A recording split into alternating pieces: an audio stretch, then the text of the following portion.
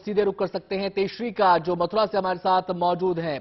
तेजश्री, भजन कीर्तन हो रहा था और उस समय की प्रतीक्षा हो रही है बेसब्री के साथ जब ये ग्रहण काल खत्म होगा। इस समय हम अलग अलग जगहों की तस्वीरें दिखा रहे हैं जहां पर चंद्र ग्रहण दिखने लगा है। इस समय मथुरा में क्या दृश्य है, जरा दिखाइए।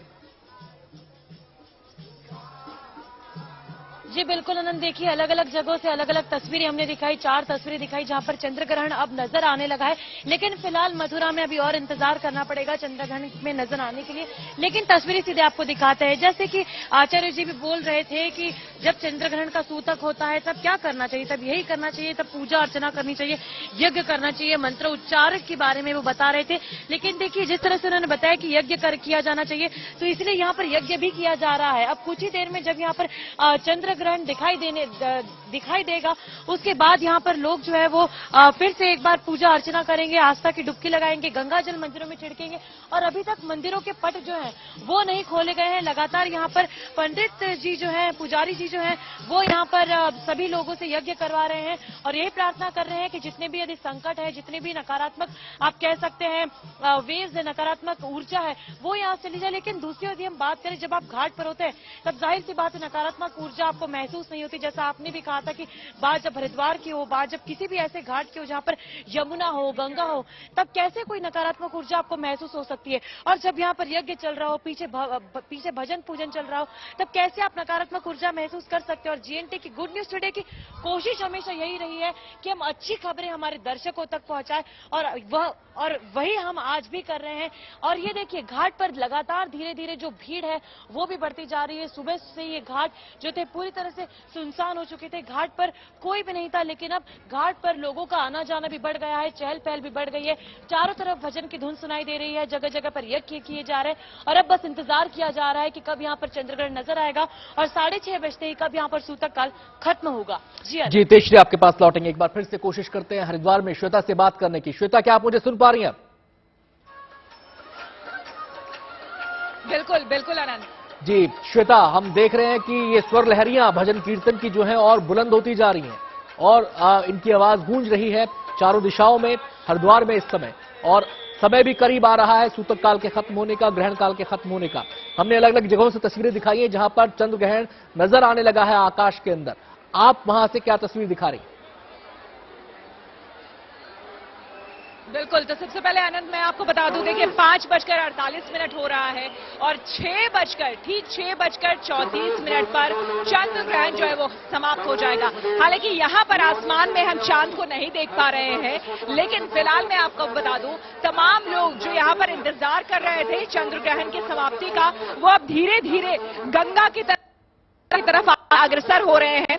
कई लोग तो आगे नीचे गंगा में भी डुबकी लगाना शुरू भी कर दिया है कई लोगों ने, लेकिन धीरे धीरे अब सीढ़ियों से लोग आगे बढ़कर घाट की तरफ बढ़ रहे हैं और इंतजार कर रहे हैं कि जैसे ही समाप्ति होगी चंद्र ग्रहण की, उसके बाद मां गंगा जो कि अविरल है, मां गंगा जो कि मोक्षदायिनी है, उसमें डुबकी लगाकर इस पावन गंगा से स्मरण करेंगे, उनसे मांगेंगे कि उनके घर में सुख शांति और समृद्धि हो। इसके साथ ही साथ आपको बता दें कि पूरे माहौल में अनंत आपको एक अजीब सी अनुभूति होगी जो कि अपने आप में ढेर सारी अनंत सकारात्मकता की ऊर्जा को यहां उत्पन्न करने वाला है। और उस ऊर्जा को हम इसलिए महसूस कर पा रहे हैं क्योंकि आप ये समझिए कि लगभग एक साथ हजारों हजार लोग इस वक्त, कोई माला लेकर तुलसी की माला से जाप कर रहा है, कोई कथा पढ़ रहा है कार्तिक मास की, तो कोई अपने इष्ट देव को याद कर रहा है, तो कोई भजन कीर्तन कर रहा है।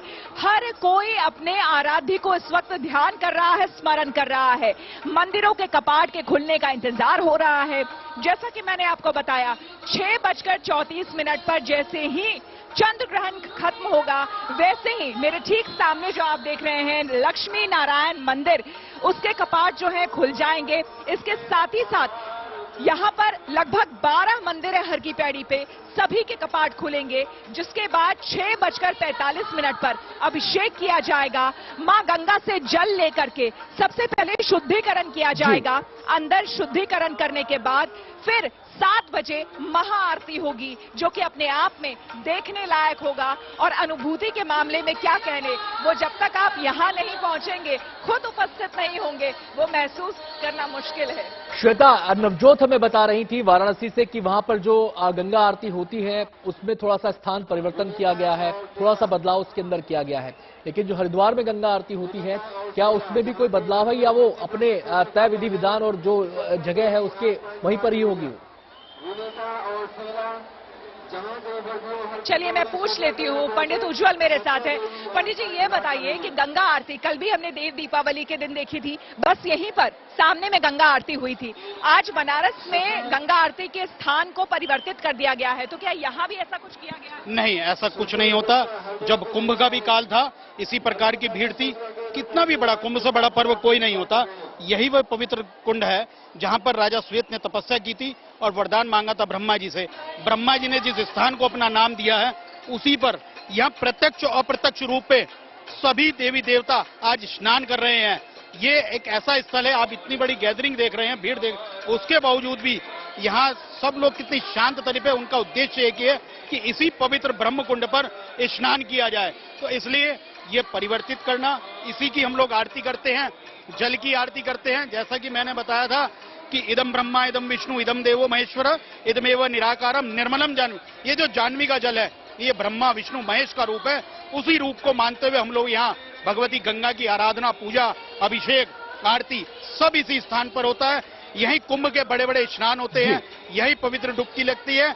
अमावस्या, पूर्णिमा, इसके साथ साथ सोमती अमावस्या, जितने भी लगते हैं। एक नई बात अभी जो आपने बताई, कल तक हम ये जान रहे थे देव दीपावली के दिन खुद सारे देवता जो है पृथ्वी पर वास करते हैं, आते हैं और एक साथ दीपावली मनाते हैं। आपने कहा कि देवता खुद इस ब्रह्म कुंड में स्नान कर रहे होते हैं। बिल्कुल, मैंने जैसा कि कहा, प्रत्यक्ष व अप्रत्यक्ष रूप से ये जो मानव जाति है, ये सब है। कंकर कंकर बना है शंकर हरिद्वार के लिए, ऐसा क्या? आप भी कल यहाँ मौजूद थी, भीड़ थी, लेकिन इतनी नहीं थी। आज अचानक रातों रात, कल तक कुछ लाख लोग थे, आज 11-12 लाख लोग अचानक आ गए। तो ये कहां से प्रकट हुए? यहाँ का कंकर कंकर शंकर बन जाता है और वो इस भगवती गंगा को सिरोधार्य करता है। श्वेता, पंडित जी से ये भी पूछिए, श्वेता, जैसी डुबकी लगाता है उसको एक दुलदुली सी आती है। पंडित जी से ये भी पूछिए कि जब सूतक काल के बाद मंदिरों के कपाट खुलेंगे, उसके बाद विधि विधान होगा, तो जो गंगा आरती से जुड़ा विधि विधान है उसमें ग्रहण की वजह से कुछ खास भी विधि विधान उसमें अपनाया जाता है, या फिर जो सामान्य विधि विधान है उसी के हिसाब से पूजा होती है? उज्जवल जी देखिए, पूछा ये जा रहा है, जैसे अभी हम जानते हैं कि जैसे ही ग्रहण काल समाप्त होगा, सबसे पहले गंगा जल से अंदर पवित्र किया जाएगा, शुद्धिकरण होगा और फिर पूजा अर्चना होगी। लेकिन जो गंगा माता की महाआरती होती है, उसमें भी रोज के बजाय आज कुछ परिवर्तन किया जाएगा। पहले कुछ किया जाएगा शुद्धिकरण या किसी तरह से? देखिए, गंगा जल तो अपने आप में शुद्ध है, जैसा कि कहा जाता है, और ये तीर्थ स्थल है, ये मोक्ष का स्थल है। गंगा, जैसा कि मैंने कल बताया था, सर्व शास्त्रमयी गीता, शास्त्रों में गीता सर्वोपरि है। सर्व देवमयो हरि, हरि जो है सर्व देवों में सर्वोच्च है। सर्व तीर्थमयी गंगा, तीर्थ के रूप में जो है गंगा सर्वोच्च है।